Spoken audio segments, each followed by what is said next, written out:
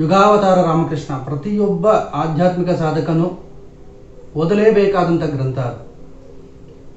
ಅದರಲ್ಲೆಲ್ಲ ಬಹಳ ನಿಗೂಢಾರ್ಥವಾಗಿ ರಹಸ್ಯಾತ್ಮಕವಾಗಿ ಪರಮಹಂಸರು ಮಾತಾಡಿದ್ದಾರೆ. ಅದನ್ನು ಅಲ್ಲಲ್ಲಿ ಶೋಧಿಸಿ ಅದರ ಸಾರವನ್ನು ತೆಗೆದು ನಿಮ್ಮ ಮುಂದೆ ಪ್ರಸ್ತುತಪಡಿಸ್ತಾ ಇದ್ದೀನಿ. ಹಿಂದಿನ 2 ವಿಡಿಯೋಗಳಿಗೆ ಬಹಳ ಜನಾದರಣೆ ದೊರಕಿದ್ದು ರಾಮಕೃಷ್ಣ ಪರಮಹಂಸರ ಅವರು ಏನೇನು ಹೇಳಿದ್ದಾರೆ ಧ್ಯಾನದ ಬಗ್ಗೆ, ಇದರ ಬಗ್ಗೆ ಎಲ್ಲ ಬಹಳ ಜನಗಳು ಪ್ರೀತಿ ವಿಶ್ವಾಸದಿಂದ ಅದನ್ನೆಲ್ಲ ವೀಕ್ಷಣೆ ಮಾಡಿದ್ದೀರಿ. ಇದು 3ನೇ ವಿಡಿಯೋ, ಅದರ ಸರಣಿಕೆ. ಇದು 3ನೇ ಒಂದು ವಿಡಿಯೋದಲ್ಲಿ ಧ್ಯಾನಾಭ್ಯಾಸಿಗಳಿಗೆ ಏನೇನು ಹೇಳಿದ್ದಾರೆ ಅವರು ಅನ್ನೋ ವಿಚಾರವನ್ನು ಹೇಳ್ತೀನಿ. ಅಷ್ಟಪಾಶಗಳನ್ನು ಮನುಷ್ಯ ತ್ಯಜಿಸ್ತಾ ಹೋಗಬೇಕಂತೆ. ಯಾವುದು ಅಷ್ಟಪಾಶಗಳು? ಮೊದಲನೇದು ಮತ್ಸರ. ನಾವು ಧ್ಯಾನ ಕೂತ್ಕೊಳ್ಳೋಕ್ಕಂತ ಮುಂಚೆ ಆತ್ಮಶೋಧನೆ ಮಾಡ್ಕೋಬೇಕು. ನಮಗೆ ಯಾರ ಮೇಲಾದರೂ ಮತ್ಸರ ಇದೆಯಾ? ಆ ಮತ್ಸರ ಭಾವ ಅದು ಯಾವ ಥರ ಬೇಕಾದರೂ ಆಗಿರಬಹುದು. ಲೌಕಿಕ ವಿಚಾರದಲ್ಲಿ ಬೇಕಾದರೂ ಆಗಿರಬಹುದು, ಆಧ್ಯಾತ್ಮಿಕ ಕ್ಷೇತ್ರದಲ್ಲಿ ಬೇಕಾದರೂ ಆಗಿರಬಹುದು. ಲೌಕಿಕ ವಲಯದ ಮತ್ಸರಗಳನ್ನು ಬೇಕಾದ್ರೆ ಗೆದ್ಬಿಡ್ಬೋದು. ಆದರೆ ಆಧ್ಯಾತ್ಮಿಕ ಮತ್ಸರವನ್ನು ಗೆಲ್ಲೋದು ತುಂಬ ಕಷ್ಟ. ಆತ ನನಗಿಂತ ಆಧ್ಯಾತ್ಮಿಕ ಸಾಧನೆ ಮಾಡ್ತಿದ್ದಾನೆ, ನನಗಿಂತ ಹೆಚ್ಚಾಗಿ ಧ್ಯಾನ ಮಾಡ್ತಿದ್ದಾನೆ, ಈ ಆಧ್ಯಾತ್ಮಿಕ ಕ್ಷೇತ್ರವನ್ನೂ ಅದು ಬಿಟ್ಟಿಲ್ಲ ಮತ್ಸರ ಅನ್ನೋದು. ಆ ಮತ್ಸರ ಭಾವ ಸಂಪೂರ್ಣವಾಗಿ ನಾಶ ಆಗಬೇಕು. ಧ್ಯಾನಕ್ಕೆ ಕೂತ್ಕೊಳ್ಳೋಕ್ಕಿಂತ ಮುಂಚೆ ಆತ್ಮಶೋಧನೆ ಮಾಡ್ಕೋಬೇಕು. ಯಾರ ಮೇಲಾದರೂ ನನಗೆ ಮತ್ಸರವಿದೆಯೇ? ಇರುವುದಾದಲ್ಲಿ ಅದು ಸಂಪೂರ್ಣವಾಗಿ ನಶಿಸಿ ಹೋಗಲಿ. ಆ ಭಾವವನ್ನು ತ್ಯಜಿಸಬೇಕು. ಇದು ಒಂದು ಪಾಶ ಮನುಷ್ಯನಿಗೆ. ಇದು ಆಧ್ಯಾತ್ಮಿಕ ಪ್ರಗತಿಗೆ ಮನುಷ್ಯನಿಗೆ ತೊಡಕಾಗಿರುವಂಥ ದೊಡ್ಡ ಪಾಶ. ಪಾಶ ಅಂದರೆ ಹಗ್ಗ ಯಾವ ರೀತಿ ಮನುಷ್ಯನ ಬಂಧಿಸುತ್ತೆ, ಆ ರೀತಿ ಅದು ನಮ್ಮನ್ನು ಬಂಧಿಸಿ ಲೌಕಿಕ ಜಗತ್ತಲ್ಲೇ ಉಳಿಸ್ಬಿಡುತ್ತೆ. ಪಾರಮಾರ್ಥಿಕ ಜಗತ್ತಿಗೆ ಹೋಗೋದಕ್ಕೆ ಬಿಡೋದಿಲ್ಲ. ಅದನ್ನು ತ್ಯಜಿಸಬೇಕು.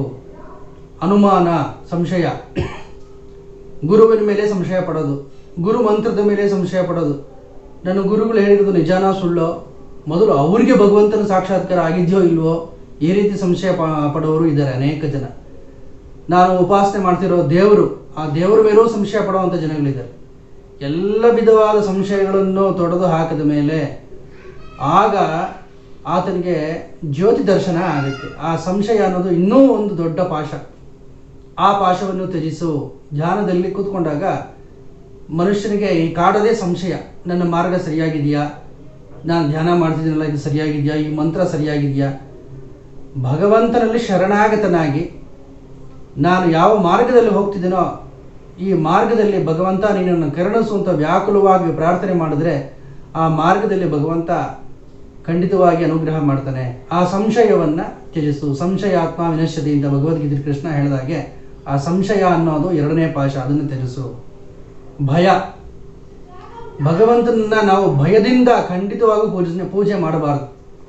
ಭಗವಂತನನ್ನು ನಾವು ಪ್ರೀತಿಯಿಂದ ಪೂಜೆ ಮಾಡಬೇಕು. ಭಯ ಪಟ್ಕೊಂಡು ಪೂಜೆ ಮಾಡೋದಾದ್ರೆ ಅಂಥ ಉಪಾಸನೆ ವ್ಯರ್ಥ. ಅಯ್ಯೋ, ಈ ದೇವರು ನಾನು ಪೂಜೆ ಮಾಡಲಿಲ್ಲ ನನಗೇನಾಗೋಗುತ್ತೋ, ಈ ದೇವಸ್ಥಾನಕ್ಕೆ ನಾನು ಹೋಗಲಿಲ್ಲ ಅಂದರೆ ಏನಾಗೋಗುತ್ತೋ, ಭಯದ ದೃಷ್ಟಿಕೋನದಿಂದ ಯಾರು ಭಗವಂತನ ನೋಡ್ತಾರೆ ಅವರನ್ನು ಖಂಡಿಸ್ತಾರೆ ರಾಮಕೃಷ್ಣ ಪರಮಹಂಸರು. ಭಗವಂತ ಅಂತರ್ಯಾಮಿ, ನಿಮ್ಮ ಹೃದಯದಲ್ಲೇ ಇದ್ದಾನೆ ಆತ. ನಿಮ್ಮ ಹೃದಯದಲ್ಲೇ ಕೂತ್ಕೊಂಡು ನಿಮ್ಮ ಎಲ್ಲ ಆಗು ಹೋಗುಗಳನ್ನು, ನಿಮ್ಮ ಮನಸ್ಸಿನ ವ್ಯಾಪಾರಗಳನ್ನು, ಶರೀರ ವ್ಯಾಪಾರಗಳನ್ನು ಮಾಡ್ತಿರೋನೇ ಅವನು. ಅವನನ್ನು ನೋಡಿ ಭಯ ಪಡೋದಾದರೆ ಅದರಲ್ಲಿ ಯಾವುದೇ ಅರ್ಥ ಇಲ್ಲ. ಭಯದಿಂದ ಉಪಾಸನೆ ಮಾಡಬೇಡಿ, ಪ್ರೀತಿಯಿಂದ ಉಪಾಸನೆ ಮಾಡಿ ಭಗವಂತನ. ಅದೇ ಥರ ಇನ್ಯಾವುದಾದ್ರೂ ಮಾನಸಿಕ ಭಯವಿದ್ದಲ್ಲಿ ಆ ಭಯವನ್ನು ತ್ಯಜಿಸ್ಬೇಕಂತೆ ಧ್ಯಾನ ಮಾಡುವಾಗ. ಯಾಕೆ ತ್ಯಜಿಸ್ಬೇಕು? ಭಗವಂತನ ಮಕ್ಕಳು ನಾವು, ಅಮೃತ ಪುತ್ರರು ನಾವು. ಆ ಭಗವಂತನ ಧ್ಯಾನವನ್ನು ನಾವು ಮಾಡ್ತಿರೋವಾಗ ಇನ್ಯಾವುದರ ಭಯ ಅಗತ್ಯ ಇದೆ ನಮಗೆ? ಅಭಿ ಅಂತ ಹೇಳ್ತಾರೆ. ಅಂದರೆ ನಿರ್ಭಯತ್ವದ ಕಡೆಗೆ ಸಾಗು. ವಿವೇಕಾನಂದರು ಅದೇ ಹೇಳಿದ್ದು. ಭಯಮುಕ್ತವಾಗಿರಬೇಕು ಮನುಷ್ಯ. ಅದು ನಮ್ಮನ್ನು ಇನ್ನೊಂದು ಹಂತಕ್ಕೆ ತಗೊಂಡೋಗುತ್ತೆ. ಈ ಧ್ಯಾನದಲ್ಲಿ ಬರ್ತಕ್ಕಂಥ ಈ ಅಡಚಣೆಗಳು ಇವೆಲ್ಲ, ಈ ಅಷ್ಟಪಾಶಗಳು, ಇದನ್ನು ಗೆಲ್ಲಬೇಕು. ಲಜ್ಜೆ, ನಾಚಿಕೆ, ಅಂದರೆ ಮನುಷ್ಯ ನಾಚಿಕೆ ಬಿಟ್ಟು ವರ್ತಿಸಬೇಕು ಅಂತ ಅಲ್ಲ. ಅಷ್ಟಪಾಶಗಳಲ್ಲಿ ಬರ್ತಕ್ಕಂಥ ಈ ವಿವರಣೆ ಬೇರೆ. ಭಗವಂತನ ಸಂಕೀರ್ತನೆ ಮಾಡೋದಕ್ಕೆ ಕೆಲವರು ನಾಚಿಕೆ ಪಟ್ಕೊಳ್ತಾರೆ. ಭಗವಂತನ ಕುರಿತಾಗಿ ನೃತ್ಯ ಮಾಡೋದಕ್ಕೆ ಸಂಕೋಚ ಪಟ್ಕೊಳ್ತಾರೆ. ಭಗವಂತನ ಲಾಂಛನನ್ನು ಹಣೆಯಲ್ಲಿ ಧರಿಸೋದಕ್ಕೆ ಸಂಕೋಚ ಪಟ್ಕೊಳ್ತಾರೆ, ನಾಚಿಕೆ ಪಟ್ಕೊಳ್ತಾರೆ. ಒಂದು ಪಂಚೆ ಉಡೋದಕ್ಕೆ ನಾಚಿಕೆ ಪಟ್ಕೊಳ್ತಾರೆ, ದೇವಸ್ಥಾನಕ್ಕೆ ಹೋಗೋಕೆ ನಾಚಿಕೆ ಪಟ್ಕೊಳ್ತಾರೆ. ಅಂತ ಒಂದು ಪರಿಸ್ಥಿತಿ ನಿರ್ಮಾಣ ಆಗೋಗಿತ್ತು, ಆ ಕಾಲದಲ್ಲೇ ನಿರ್ಮಾಣ ಆಗೋಗಿತ್ತದು. ಭಗವಂತನ ಕುರಿತಾಗಿ ನಾವು ಮುಂದುವರಿತಿದ್ದೀವಿ ಅಂತ ಹೇಳಿದ್ರೆ ಅಲ್ಲಿ ನಾಚಿಕೆಯ ಅಗತ್ಯ ಇಲ್ಲ. ಅದನ್ನು ನಾವು ನಿರ್ಭಯವಾಗಿ ಹೇಳ್ಬೋದು, ಹೌದು ನಾನು ಭಗವಂತನ ಭಕ್ತ. ಏನಿವಾಗ ಹೌದು, ಭಗವಂತನ ಮುಂದೆ ನಾನು ನೃತ್ಯ ಮಾಡ್ತಿದ್ದೀನಿ, ಭಗವಂತನಿಗೋಸ್ಕರ ಮಾಡ್ತಿದ್ದೀನಿ, ಭಗವಂತನ ಎದುರಾಗಿ ಆತನ ನಾಮ ಸಂಕೀರ್ತನೆ ನಡೀತಿದೆ, ಅಲ್ಲಿ ನೃತ್ಯ ಮಾಡ್ತಿದ್ದೀನಿ. ಅಂದರೆ ಭಗವಂತನ ಮುಂದೆ ನಮ್ಮ ಲಜ್ಜೆಯನ್ನು ಆತನಿಗೆ ಸಮರ್ಪಣೆ ಮಾಡಿಬಿಡ್ಬೇಕು. ಲಜ್ಜೆಯನ್ನು ಬಿಟ್ಟು ಭಗವಂತ ನೀನೇ ನನಗೆ ಶರಣು. ಈ ಲೌಕಿಕ ಲಜ್ಜೆ ಬೇರೆ, ಆಧ್ಯಾತ್ಮಿಕ ಲಜ್ಜೆ ಬೇರೆ. ಆಧ್ಯಾತ್ಮಿಕ ಲಜ್ಜೆ ಕುರಿತಾಗಿ ನಾನು ಮಾತಾಡ್ತಾ ಇರೋದು, ಅದನ್ನು ತಪ್ಪು ಕಲ್ಪನೆ ಮಾಡ್ಕೋಬಾರ್ದು. ಸಮಾಜದಲ್ಲಿ ವ್ಯವಹರಿಸುವಾಗ ಆ ಲಜ್ಜೆನ ಮನುಷ್ಯ ಇಟ್ಕೋಬೇಕು, ಆದರೆ ಆಧ್ಯಾತ್ಮಿಕ ಪಥದಲ್ಲಿ ಹೋಗುವಾಗ ಅದನ್ನು ಬಿಡಬೇಕು.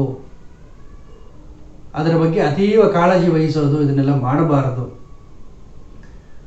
ಇದಕ್ಕೆ ಇನ್ನೂ ವಿವರಣೆ ಬೇಕು ಅಂತ ಹೇಳಿದ್ರೆ, ನಾವು ರಾಮಕೃಷ್ಣ ಪರಮಹಂಸರ ಜೀವನವನ್ನೇ ನೋಡಿದಾಗ ಅವರು ತನ್ಮಯರಾಗ್ಬಿಡ್ತಿದ್ರು.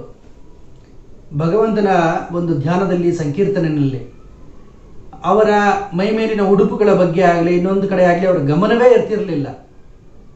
ಅವರ ಸಂಕೀರ್ತನೆ ನೋಡೋದಕ್ಕೆ, ಅವರ ನೃತ್ಯವನ್ನು ನೋಡೋದಕ್ಕೆ ಒಂದು ಆನಂದ.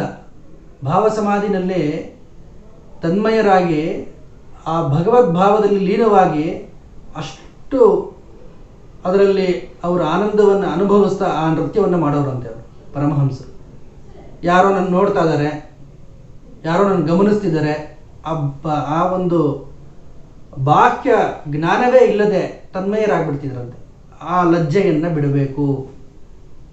ಜಿಗುಪ್ಸೆ ಏನಪ್ಪ ಇದು, ನಾನು ಎಲ್ಲವನ್ನೂ ತ್ಯಜಿಸಿ ಭಗವನ್ ಮಾರ್ಗದಲ್ಲಿ ಬರ್ತಾ ಇದ್ದೀನಲ್ಲ, ನನಗೆ ಯಾವ ಸುಖ ಸಿಗುತ್ತೋ ಏನೋ, ಹತಾಶ ಭಾವನೆ. ಆ ಹತಾಶ ಭಾವನೆ, ಜಿಗುಪ್ಸೆ, ಇದನ್ನು ಬಿಡಬೇಕು. ಮತ್ತೆ ನಾನು ಇಂಥ ಕುಲದಲ್ಲಿ ಹುಟ್ಟಿದ್ದೀನಿ, ನಾನು ಇಂಥ ವಂಶದವನು. ಧ್ಯಾನ ಕೂತ್ಕೊಂಡಾಗ ಈ ಅಭಿಮಾನ, ಅಹಂಕಾರ ಸುಪ್ತ ಮನಸ್ಸಿನಲ್ಲಿ ಕೂತ್ಕೊಂಡಿರುತ್ತೆ. ನನಗೆ ಇಷ್ಟೊಂದು ಆಸ್ತಿ ಇದೆ, ನಾನು ಇಷ್ಟೊಂದು ಶ್ರೀಮಂತ, ಇಂಥ ವಂಶದವನು, ನಮ್ಮ ಪೂರ್ವಿಕರು ಇಂಥವರು, ನನಗೆ ಇಷ್ಟೊಂದು ಆಧ್ಯಾತ್ಮಿಕ ಸಂಪತ್ತಿದೆ, ನಾನು ಇಂಥ ಜಾತಿಯವನು. ಇವೆಲ್ಲ ಬಂಧನಕ್ಕೆ ಮೂಲ. ನಾನು ಏನೂ ಅಲ್ಲ, ನಾನು ನಿನ್ನ ಮುಂದೆ ತೃಣಕ್ಕೆ ಸಮಾನ. ನನ್ನ ಇವೆಲ್ಲ ಹೇಳಿದ ಅಷ್ಟಪಾಶಿಗಳು, ಇದನ್ನೆಲ್ಲ ತ್ಯಜಿಸಿ ಧ್ಯಾನ ಮಾಡಿದಾಗ ಭಗವಂತನ ಸಾಕ್ಷಾತ್ಕಾರ ಆಗುತ್ತೆ. ಪಂಚವಟಿನಲ್ಲಿ ರಾಮಕೃಷ್ಣ ಪರಮಹಂಸರು ಧ್ಯಾನ ಮಾಡೋಕೆ ಕೂತ್ಕೊಂಡಾಗ ಅವರ ಮೇಲೆ ವಸ್ತ್ರ ಇದೆಯೋ ಇಲ್ವೋ, ಅವ್ರು ಹಾಕೊಂಡಿರ್ತಕ್ಕಂಥ ಜನವಾರ ಯಜ್ಞೋಪವೀತ ಇದೆಯೋ ಇಲ್ವೋ, ಇದರ ಯಾವುದರ ಪರಿವೇನೂ ಅವ್ರಿಗೆ ಇರ್ತಿರ್ಲಿಲ್ಲ. ಈ ಅಷ್ಟಪಾಶಗಳನ್ನು ಕಿತ್ತೊಗೆದಿದ್ರು ಅವರು. ಆದ್ದರಿಂದಲೇ ಪರಮಾತ್ಮನ ಸಾಕ್ಷಾತ್ಕಾರ ಅವರಿಗೆ ಸಾಧ್ಯ ಆಯಿತು. ಮತ್ತು ವಿಶುದ್ಧ ಚಕ್ರ ಅವರು ಹೇಳ್ತಾರೆ, ಸಪ್ತ ಭೂಮಿಕೆಗಳು ಮನುಷ್ಯನಿಗೆ. ಈ ವಿಶುದ್ಧ ಚಕ್ರವನ್ನು ದಾಟಿದ ನಂತರ ಎಲ್ಲವೂ ಆಕಾಶಮಯ. ಅಂದರೆ ಒಂದೊಂದು ಭೂಮಿಕೆಯಲ್ಲಿ, ಒಂದೊಂದು ಚಕ್ರದಲ್ಲಿ ಆ ಕುಂಡಲಿ ನೆಲೆಸಿರುವಾಗ, ಅಂದರೆ ಇವನ ಪ್ರಜ್ಞೆ ನೆಲೆಸಿರುವಾಗ ಒಂದೊಂದು ರೀತಿ ಅನುಭವ ಆಗುತ್ತೆ. ವಿಶುದ್ಧ ಚಕ್ರವನ್ನು ದಾಟಿದ ನಂತರ ಎಲ್ಲ ಆಕಾಶಮಯ, ಅಂದರೆ ಅವನು ಚಿದಾನಂದದಲ್ಲಿ ಲೀನ ಆಗಿದ್ದಾನೆ ಅಂತ ಅದನ್ನು ವಿವರಣೆ ಕೊಡ್ತಾ ಅವರು ಹೇಳ್ತಾರೆ ಏನೇನಾಗುತ್ತೆ ಒಂದೊಂದು ಚಕ್ರವನ್ನು ದಾಟಿದಾಗ. ಓಂಕಾರ ಸಾಧನೆ ಬಗ್ಗೆನೂ ಮಾತಾಡಿದ್ದಾರೆ ಪರಮಹಂಸರು. ಓಂಕಾರ ಸಾಧನೆ, ಓಂ ಅಂತ ಉಚ್ಚಾರಣೆ ಮಾಡೋದು. ಇದನ್ನು ಸಾಧನೆ ಮಾಡ್ತಾ ಮಾಡ್ತಾ ಮಾಡ್ತಾ ಮಾಡ್ತಾ ನಾದ ಭೇದವಾಗಿ ಸಮಾಧಿಯ ಅನುಭವ ಆಗುತ್ತೆ. ಸಮಾಧಿಯ ಅನುಭವ ಆಗಬೇಕು ಅಂದರೆ ಸರಳ ಉಪಾಯ ಪರಮಹಂಸರು ಹೇಳಿರೋದು, ಓಂಕಾರ ಸಾಧನೆ ಮಾಡಬೇಕು ಮನುಷ್ಯ. ಆ ಓಂಕಾರ ಸಾಧನೆ ಮಾಡಿದಾಗ ಸಮಾಧಿಯ ಕಡೆಗೆ ನಮ್ಮನ್ನು ಅದು ತಗೊಂಡು ಹೋಗುತ್ತೆ. ಅಂದರೆ ಇದಕ್ಕೆಲ್ಲ ಗುರುವಿನ ಮಾರ್ಗದರ್ಶನ ಅತ್ಯವಶ್ಯ. ಧ್ಯಾನದಲ್ಲಿ ಮನಸ್ಸು ಏನೇನೋ ಕಲ್ಪನೆ ಮಾಡ್ಕೊಳ್ಳುತ್ತೆ. ಸಾಕ್ಷಿ ಭಾವದಿಂದ ಕುತ್ಕೊಂಡು ನೋಡಬೇಕು. ಅಂದರೆ ಸಾಕ್ಷಿ ಭಾವ ಅಂದರೆ ಏನು? ನಿರ್ಲಿಪ್ತನಾಗಿ ನನಗೂ ಇದಕ್ಕೂ ಸಂಬಂಧ ಇಲ್ಲವೇನೋ ಅನ್ನೋ ಭಾವದಿಂದ ನೋಡಿ, ಒಬ್ಬ ಗಾಡಿ ಹೊಡೆಯೋವನು ಯಾವ ರೀತಿ ಎತ್ತುಗಳು ಆ ಕಡೆ ಈ ಕಡೆ ಹೋದಾಗ ಚಾವಟಿನಲ್ಲಿ ಹೊಡೆದು ಸರಿದಾರಕ್ಕೆ ಮತ್ತೆ ಮತ್ತೆ ತಗೊಂಡ್ಬರ್ತಾನೆ, ಅದೇ ರೀತಿ ಈ ಮನಸ್ಸು ಅಂತಕ್ಕಂಥ ಪಶುವನ್ನು ಸಾಕ್ಷಿ ಭಾವದಿಂದ ಕೂತ್ಕೊಂಡು ನೋಡ್ತಾ ಅದು ದಾರಿ ತಪ್ಪಿದಾಗ ಮತ್ತೆ ಸರಿದಾರಿಗೆ ತಗೊಂಡ್ಬರಬೇಕು. ನಾನು ಯಾವುದೋ ಒಂದು ಧ್ಯಾನ ಪ್ರಕ್ರಿಯೆಯನ್ನು ಅವಲಂಬಿಸಿದ್ದೀನಿ, ಈ ಧ್ಯಾನ ಪ್ರಕ್ರಿಯೆಯಲ್ಲಿ ನನಗೆ ನಿಶ್ಚಯವಾಗಿ ಭಗವಂತನ ಸಾಕ್ಷಾತ್ಕಾರ ಆಗುತ್ತೆ ಅನ್ನೋ ಶ್ರದ್ಧೆ ಮುಖ್ಯ. ಶ್ರದ್ಧೆ ಇಲ್ಲದಿದ್ದರೆ ಮನುಷ್ಯನಿಗೆ ಏನೂ ಸಿಗೋದಿಲ್ಲ. ಶ್ರದ್ಧೆ ತುಂಬ ಅತಿ ಮುಖ್ಯ. ಧ್ಯಾನಕ್ಕೆ ಮುಂಚೆ ಪ್ರಾರ್ಥನೆ ಮಾಡ್ಕೋಬೇಕು. ಆ ಪ್ರಾರ್ಥನೆ ಏನು ಅನ್ನೋದನ್ನು ಪರಮಹಂಸರು ಹೇಳ್ತಾರೆ. ಭಗವಂತ, ನಿನ್ನ ಈ ಭುವನ ಮೋಹಿನಿ ಮಾಯೆಯಿಂದ ನನ್ನನ್ನು ಮುಕ್ತಗೊಳಿಸು. ಧ್ಯಾನ ಮಾಡೋರಿಗೆ ಈ ಮಾಯೆ ಇವೆಲ್ಲ ಆವರಿಸ್ಕೊಳ್ಳುತ್ತೆ. ಆ ಶಕ್ತಿಗಳು ಕೆಲವಾರು ಪ್ರಕೃತಿನಲ್ಲಿ ವಿಚಿತ್ರವಾದ ವಿಕ್ಷಿಪ್ತವಾದ ಶಕ್ತಿಗಳು ಅನೇಕವಿದೆ. ಭಗವಂತನ ಕಡೆ ನಾವು ಹೋಗ್ತಿದ್ದೀವಿ ಅಂದರೆ ಅವೆಲ್ಲ ಬಂದು ತಡೆಗಟ್ಟುತ್ತೆ. ಏನೇನೋ ಪ್ರಲೋಭನೆಗಳನ್ನು ಕೊಡುತ್ತೆ, ವಿಚಿತ್ರ ಮಾನಸಿಕ ಹಿಂಸೆಯನ್ನು ಕೊಡುತ್ತೆ. ಇವೆಲ್ಲ ಮಾಯೆ, ಅದಕ್ಕೆ ಅಸ್ತಿತ್ವನೇ ಇಲ್ಲ. ಅದಕ್ಕೆ ಪರಮಹಂಸ ಹೇಳ್ತಾರೆ, ಭಗವಂತನನ್ನು ನೀನು ವ್ಯಾಕುಲವಾಗಿ ಈ ರೀತಿ ಪ್ರಾರ್ಥನೆ ಮಾಡ್ಕೋ. ಭುವನ ಮೋಹಿನಿ ಮಾಯೆ ಇಡೀ ವಿಶ್ವವನ್ನೇ ಅದು ತಲ್ಲಣಗೊಳಿಸ್ಬಿಟ್ಟಿದೆ. ಆ ಭುವನ ಮೋಹಿನಿ ಮಾಯೆ, ಅದರಿಂದ ನನ್ನ ವಿಮುಕ್ತಗೊಳಿಸು ಅಂತ ಪ್ರಾರ್ಥನೆ ಮಾಡ್ಕೋ. ಹೃತ್ಪೂರ್ವಕ ಪ್ರಾರ್ಥನೆಯಿಂದ ಇದ್ದರೆ ಖಂಡಿತ ಭಗವಂತ ಅದನ್ನು ಸ್ವೀಕಾರ ಮಾಡ್ತಾನೆ. ಇದನ್ನು ನಂಬು. ನಿನ್ನ ಪ್ರಾರ್ಥನೆ ಹೃತ್ಪೂರ್ವಕವಾಗಿರಬೇಕು, ಮನಸ್ಸಿನಿಂದ ಬರಬೇಕು. ಮನಸ್ಸಿನಿಂದ ಅಂದರೆ ಏನು? ಅಲ್ಲಿ ಪ್ರಾಮಾಣಿಕತೆ ಇರಬೇಕು, ಸರಳತೆ ಇರಬೇಕು, ಸಜ್ಜನಿಕತೆ ಇರಬೇಕು, ಸತ್ಯ ಇರಬೇಕು. ಮನಃಪೂರ್ವಕವಾಗಿ ನೀನು ಪ್ರಾರ್ಥನೆ ಮಾಡಿದ್ರೆ ಭಗವಂತ ಅದನ್ನು ಕೇಳಿಸ್ಕೊಳ್ತಾನೆ. ಇದು ಸತ್ಯ ಸತ್ಯ ಸತ್ಯ ಅಂತ ಹೇಳ್ತಿರೋರು. ಲೌಕಿಕವಾದದ್ದು ಯಾವುದೂ ಬೇಡ ಅಂತ ಮನಸ್ಸಿಗೆ ಗೋಚರ ಆದಾಗ, ಲೌಕಿಕವಾದದ್ದು ಯಾವುದೂ ಬೇಡ ಅಂತ ಮನಸ್ಸಿಗೆ ಅನಿಸಿದಾಗ ಸಹಜವಾಗಿ ಅಲೌಕಿಕ ಜಗತ್ತಿನ ಕಡೆ ಅದು ಮುಖ ಮಾಡುತ್ತೆ. ಲೌಕಿಕ ಜಗತ್ತಿನಲ್ಲಿ ಯಾವುದಾದ್ರೂ ಒಂದು ವಸ್ತು ಪ್ರಬಲವಾಗಿ ಮನಸ್ಸನ್ನು ಹಿಡ್ಕೊಂಡ್ಬಿಟ್ರೆ, ಯಾವುದೋ ಒಂದು ಆಕರ್ಷಣೆ ಹಿಡ್ಕೊಂಡ್ಬಿಟ್ರೆ ಅದು ಅಲೌಕಿಕ ಜಗತ್ತಿನ ಕಡೆ ಹೋಗೋದಕ್ಕಾಗೋದಿಲ್ಲ. ಆದ್ದರಿಂದ ಲೌಕಿಕ ಆಕರ್ಷಣೆಗಳು ಏನೇನಿದೆ, ಪ್ರಾಪಂಚಿಕ ಆಕರ್ಷಣೆಗಳು, ಅದರ ಸೋಂಕನ್ನು ಮನಸ್ಸಿಗೆ ತಗುಲಿಸಬೇಡಿ. ಅದು ನಶ್ವರ, ಅದೊಂದು ಆಕರ್ಷಣೆ ಅಷ್ಟೇ, ಅದೊಂದು ನಶ್ವರ ಅನ್ನೋ ಭಾವನೆನ ಮನಸ್ಸು ತಗೊಂಡು ಧ್ಯಾನ ಮಾಡಿ ಭಗವಂತನನ್ನ. ಮಾನಸಿಕವಾಗಿ ಎಲ್ಲವನ್ನೂ ತ್ಯಾಗ ಮಾಡಬೇಡಿ.